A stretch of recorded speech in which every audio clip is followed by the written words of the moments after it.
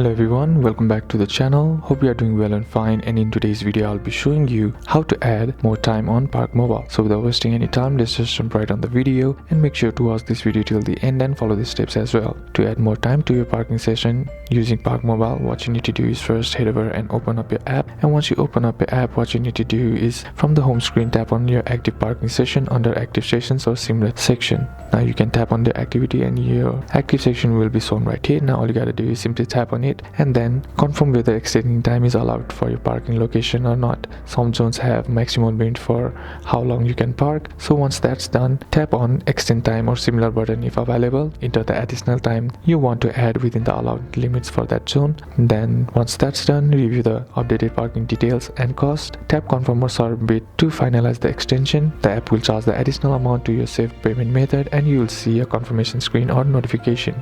So these are a couple of steps that you can do, and that's it for today's video guys. Hope this video was useful to you. Leave a like if it did. Comment down below what the next video should be on. Consider subscribing to the channel. Thanks for watching. Bye bye.